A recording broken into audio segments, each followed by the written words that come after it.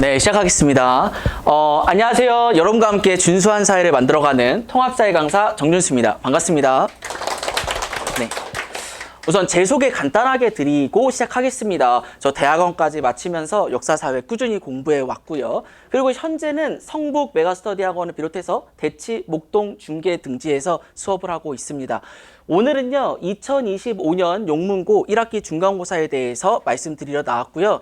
통합사의 중요성, 그리고 난이도, 그리고 대비 전략까지 차근차근 말씀드리고 마무리 짓도록 하겠습니다. 여러분 지금 너무 긴 시간 힘드시겠 테니까 짧고 굵게 핵심만 말씀드리고 빨리 끝내도록 하겠습니다.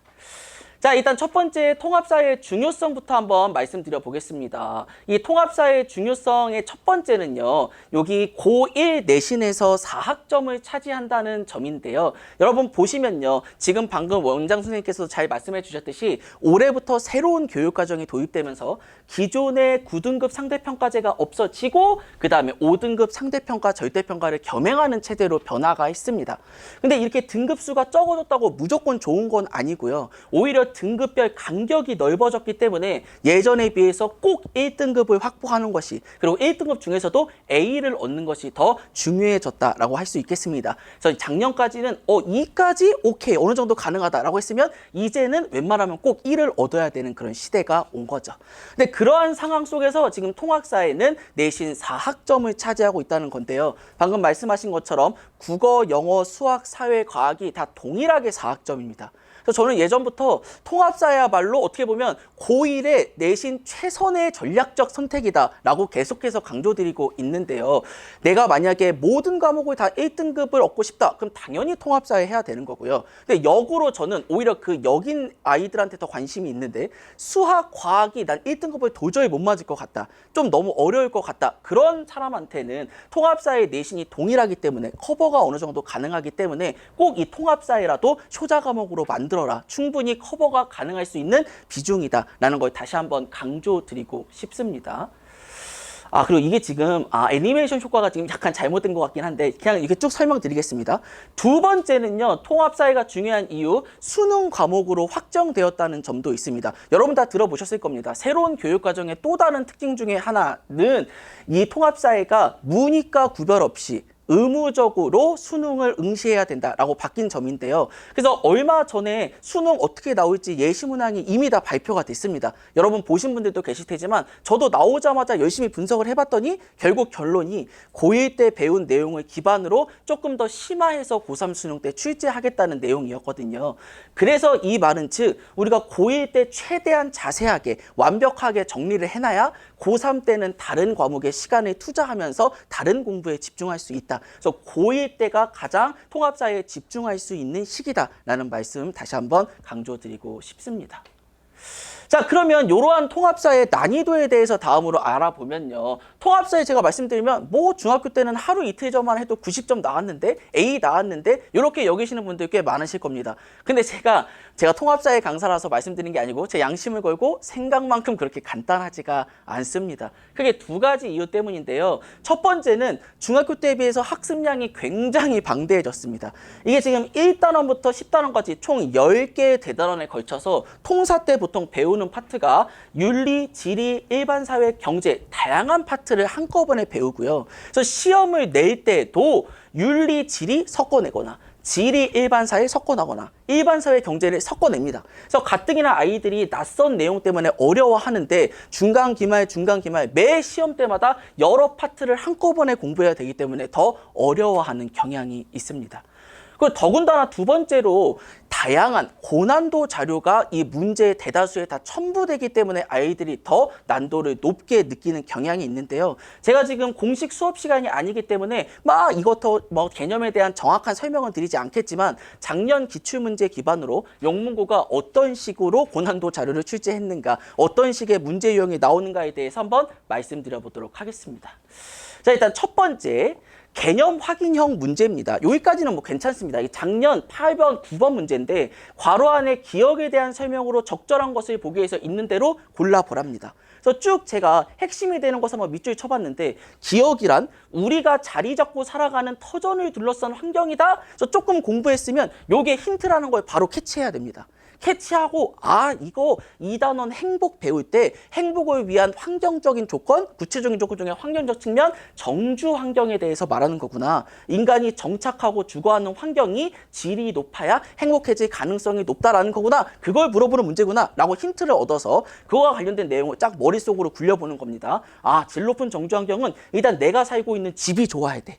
그리고 집을 둘러싸고 있는 인프라, 그리고 자연 환경이 좋아야 질 높은 정주 환경이지. 그래서 너무 소중해서 이거 물리적 공간 이상의 의미를 지닌다고 했지. 이렇게 핵심적인 개념까지 열심히 공부했으면 충분히 풀 수 있는 문제, 서비스 문제가 몇 문제 정도는 출제가 됩니다. 근데 이제 다음부터가 조금 어려워집니다. 이게 지엽적 암기형이라고 제가 표시해 놨는데 요건 뭐냐면요. 이게 단순한 개념만 알아서 풀 수 있는 게 아니고 굉장히 세부적인 내용까지 물어보는 겁니다. 행복과 관련해서 행복 지수라는 것을 간단하게 행복을 측정하는 지수가 있어 라고 학교에서 정말 간단하게 찝고 넘어갑니다. 그래서 교과서에서도요, 어디에 있냐? 대단원 끝에 여기 창의, 융합, 활동하기, 뭐 논리로 탐구하기, 아이들이 거의 안 보는 지점에 이런 행복지수와 관련된 내용이 수록되어 있습니다. 근데 막상 문제는 여기서 낸다는 거죠. 그래서 이 문제를 맞추기 위해서는 저 대단원 끝에 있었던 요거 행복지수가 요런 게 있고 각각의 특징은 무엇이다까지 달달달달 외웠어야 풀 수 있는 굉장히 지엽적 암기형 문제를 낸다는 거죠. 그래서 이 문제 핵심 포인트는 여기 나와 있는 인간 개발 지수가 한국이 17위를 했다라는 것을 알고 있어야 답을 고를 수 있는 문제가 작년에 나올 정도였습니다. 근데 그나마 여기까지는 우리가 이제 시험범위라고 알고 있는 그런 핵심 개념과 관련된 내용이니까 그러려니 하는데 여기 다음부터가 이제 좀 문제가 됩니다. 지엽적 암기형이 어느 정도로 저는 이렇게까지 표현하는데 너무 옹졸하고 치사하다. 되게 너무 지엽적으로 나온다 싶을 정도로 나오는 게 뭐냐면요. 핵심 개념과는 사실 이게 직접적인 관련이 있는지도 저는 사실 모르겠습니다. 뭐냐면 1단원 통합적 관점이라는 걸 배웁니다. 그래서 사회 현상을 바라볼 때 여러 가지 관점이 있는데 그것을 종합적으로 고려해서 봐야 우리가 사회 현상을 제대로 이해할 수 있다. 이런 내용의 통합적 관점인데요. 그거의 주된 주제 중 하나로 추모공원과 같은 기피시설을 만드는 걸 왜 사람들이 싫어할까? 이거에 대해서 우리 논의해보자 라는 게 굉장히 쬐끄맣게 이것도 탐구 주제로 여기 굉장히 쬐끄맣게 실려 있습니다. 그래서 아이들이 그냥 오케이 기피시설 주제가 나오겠구나 라고 그냥 넘기는데 또 여기서 시험 문제를 냈습니다. 여기서 기피시설, 여기 보시면 왜 묘지를 만들지 않고 추모공원을 만듭니까? 그래서 옛날부터 지금까지 우리 장례 풍습이 이렇게 변화해 왔어 라고 설명하는 부분이 있거든요. 뭐 삼국시대는 주로 매장을 했고 통일신라 시대는 불교의 영향으로 화장하기 시작했고 고려시대 때는 공존하다가 조선시대 때는 풍수사상의 영향으로 좋은 묘자리를 찾기 시작했다. 이렇게 두세 줄 나오는 요 부분, 아이들이 신경 안 쓰는 요 부분까지도 지엽적으로 물어보는 문제가 나옵니다. 영문고는 특히나 교과서의 비중이 굉장히 높은데 이렇게 교과서의 비중이 높다 보니까 옆에 그리고 밑에 있는 굉장히 세부적인 자료까지도 출제하는 경향이 있다. 이걸 꼭 기억해야 됩니다. 자, 그래서 여기 지엽적인 내용, 암기형까지는 그래도 뭐 어떻게든 교과서를 달달달달달달 막 영어 본문 외우듯이 달달달달 암기해서 그나마 풀었다고 하는데 이제는 교과서를 암기해도 풀 수 없는 문제도 요새 나오고 있습니다.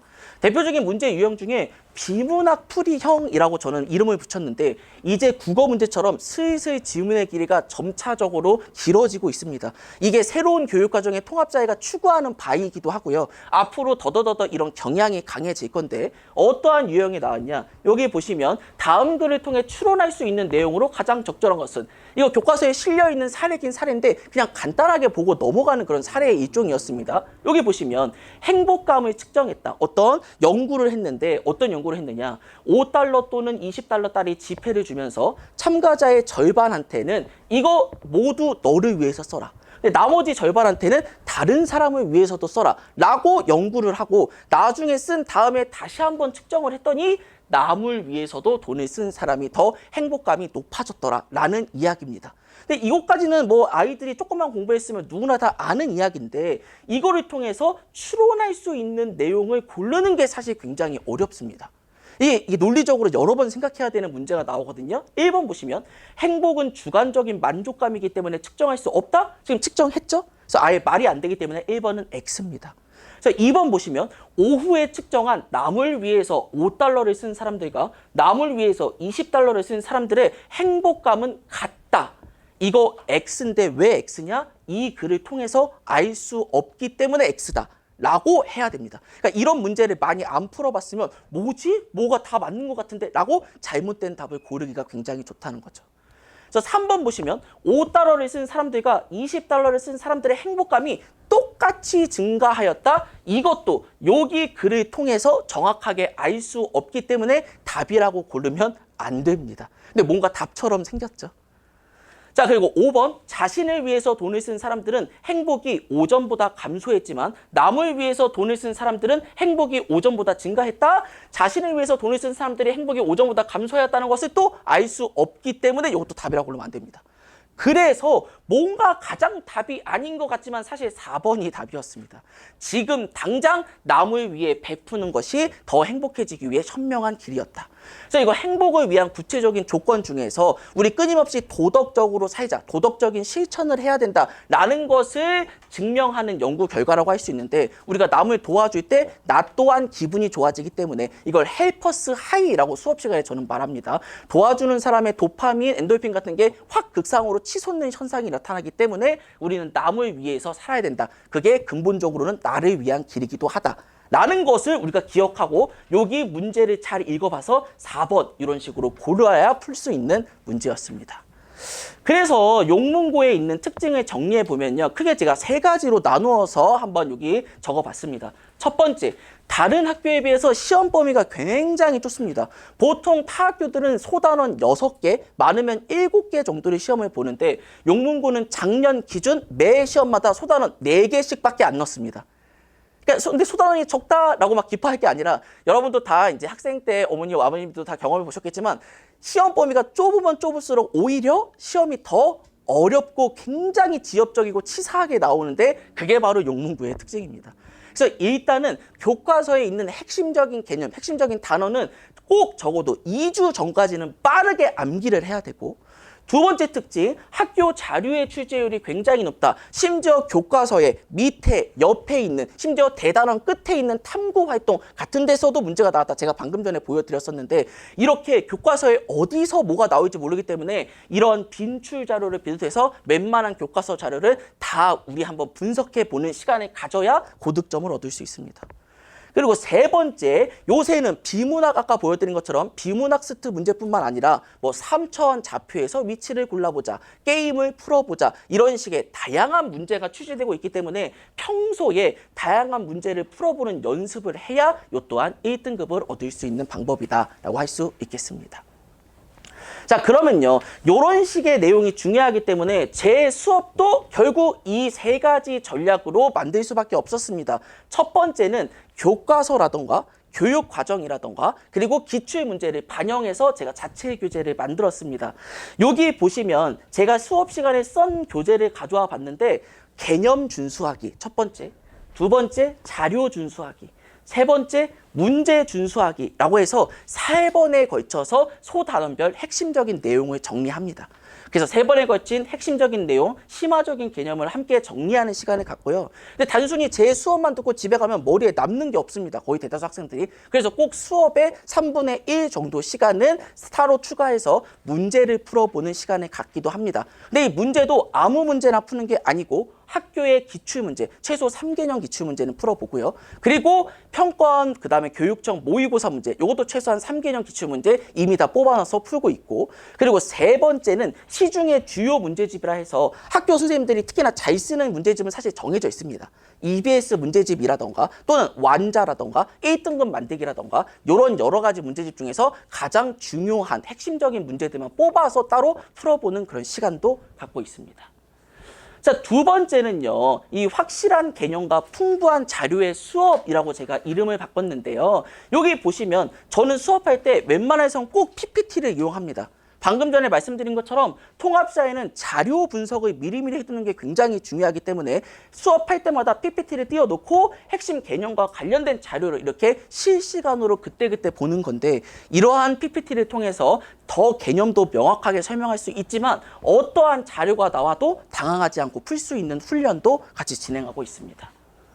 그리고 세 번째. 사실 요게 이제 저뿐만 아니라 요새 다양한 과목생들이 가장 강조하시는 측면일 텐데 가장 많은 관리입니다. 관리.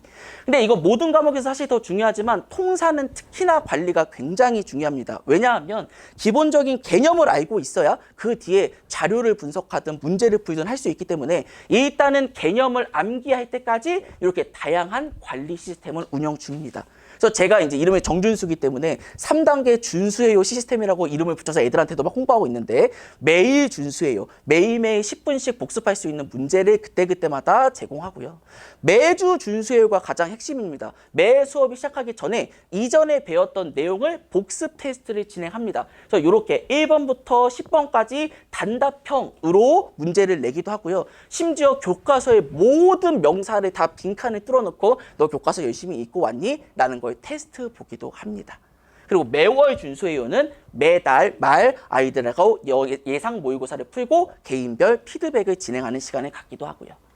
그리고 여기 왼쪽에 나와 있는 거는요. 너무나 당연하게 뭐 대다수 선생님도 그러겠지만 저 또한 수업이 끝날 때마다 그때그때마다 학부모님께 연락을 드리기도 합니다. 실제로 제가 작년에 보냈던 문자를 하나 가져왔는데 저 누구입니다. 통합사회 강사 정준수입니다. 오늘 진도 어디 나갔고 수업 출석했는지 수업 참여도 정도는 어떤지 그리고 복습 테스트를 봤는데 요 중에 이 정도 맞았다. 안타깝게도 목표 점수를 넘지 못해서 재시험 보고 귀가시키겠습니다. 라는 식으로 진도 그리고 수업 참여도 복습 테스트 결과 같은 것을 다 포함해서 그때그때마다 학부모님과 소통을 진행하고 있기도 합니다. 아니요, 저는 이번에는 통합사회만 엽니다. 통합사회. 자, 그래서 이러한 제 수업이 3월부터 열립니다. 이 내신 완성반 3, 4, 5, 6 중간 기말반이 열 거고요. 학교별 수업을 열 건데 특히나 용문고는 따로 금요일 5시부터 7시 반 용문고 전문반으로 이번에 열었습니다. 그래서 어떤 걸 할 거냐 구체적으로 지금까지 제가 말씀드린 여러 개 중에서 일단은 말씀드린 것처럼 시험 한 2주 전까지 3주 전까지는 핵심적인 개념을 최대한 빠르게 암기시키는 데 집중할 겁니다. 그리고 나서 용문고는 특히나 학교 교과서가 굉장히 중요하고 학교 자료가 굉장히 중요하다고 계속 말씀드렸었죠. 그래서 평가원 교육청 모의고사 문제 푸는 것은 당연한데 이거 말고 가장 중요한 거 학교 교과서, 학교 프린트, 학교 부교재, 학교 평가 문제집, 학교 자습서, 학교와 관련된 모든 것들 지금 이것 때문에 지금 계속 제가 자료를 편집하고 계속 교재를 업그레이드하고 하고 있는데 학교와 관련된 모든 학습지를 어떻게든 다 같이 정복하는 시간을 가질 겁니다. 그리고 요게 이제 사실 저는 약간 이게 조금 의문이긴 한데 아직까지는 용문고가 작년까지는 서술형 문제를 거의 안 냈습니다. 근데 지금 바뀌어가는 트렌드가 교육과정 새롭게 바뀐 트렌드가 서술형 쪽으로 지금 계속 흘러가고 있기 때문에 혹시나 서술형을 이번에 추가로 낼 수도 있습니다. 그래서 혹시나 서술형이 추가될 것을 대비해서 서술형도 같이 대비하는 시간도 가져보도록 하겠습니다. 자, 그래서 지금까지요. 지금 통합사회의 중요성, 그리고 난이도, 그리고 제 수업의 대비 전략까지 말씀드렸습니다. 요거는 이제 제가 그동안 쭉 학생들에게 받았던 문자들인데요. 여기 보시면 뭐 한국사 통합사에 100점 맞았다. 선생님 덕분이에요. 막 그러니까 저는 아니야. 네 때문이지. 네가 열심히 했기 때문이지. 라고 서로 으쌰으쌰 했던 그런 문자도 있고요. 고민이 많았던 친구, 그러니까 저한테 성적을 얻으려고 오는 친구도 있지만 고민 상담이 주인 학생들도 꽤 많습니다. 그래서 선생님 저 어떻게 살아야 돼요? 왜 그걸 나한테 묻느냐? 네가 결정해야 된다. 근데 어떻게 살긴 조금 힌트 주세요. 그럼 너 무슨 과를 왔니? 학종은 어떻게 쓸 거니? 뭐 이렇게 1년 동안 쭉 이렇게 하지 학생들과 의사소통하다가 결국 마지막에 너무 감사하다. 이런 식으로 문자 보낸 학생들도 있었고요. 제가 또 얼마 전에 너무 감동받았던 게 보통 학부모님께 문자 보내면 너무 바쁘시기 때문에 잘 답장 안 해주십니다. 근데 수업 마지막 문자를 이렇게 딱 보냈더니 선생님 누구누구 엄마입니다. 일요일마다 준수쌤 보러 간다고 너무 좋아했고 이 친구는 또 성적도 너무 잘 나왔습니다. 이 친구는 외고였는데 1등급이 나와가지고 어머니가 너무나 또 이제 기뻐하셨겠죠? 그래서 1년 동안 너무 감사했습니다. 라고 이런 문자를 받고 너무 뭉클한 그런 시간을 갖기도 했었습니다. 그래서 제가 드리고 싶은 말은 제가 지금까지 해온 것처럼 오래 해도 열심히 그리고 열심히 하면 안 되겠죠? 잘 하도록 하겠습니다. 제가 여기 수업 시작할 때 통합사의 원픽이라고 써있는 부분이 있었는데 1등급을 위한 단 하나의 선택, 통합사의 원픽, 준수한 통합사에 선택하시는 거 후회하지 않도록 끝까지 함께 하도록 하겠습니다. 긴 시간 감사드립니다. 감사합니다.